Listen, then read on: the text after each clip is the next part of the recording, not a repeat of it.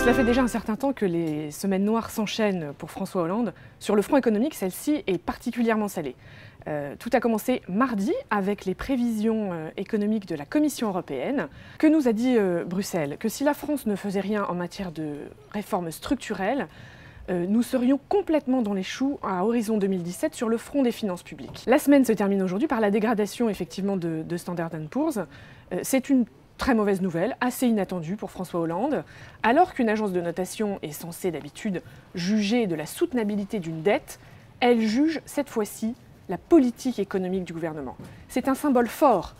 Et sur le front du chômage, qui est celui sur lequel François Hollande s'est particulièrement engagé, elle dit aussi: nous considérons que les mesures de la politique économique mises en œuvre depuis la confirmation de la note de la France le 23 novembre 2012 n'ont pas réduit de manière significative le risque que le taux de chômage reste au-dessus de 10% jusqu'en 2016.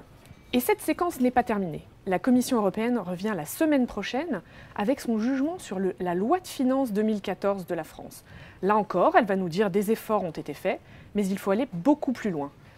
Donc maintenant, soit François Hollande explique aux Français pourquoi les efforts sont nécessaires, évite les reculades comme ça a été le cas ces dernières semaines et fait acte d'autorité, soit la France continuera à avoir des jugements tels que ceux qu'on a eus aujourd'hui pendant encore de nombreux mois.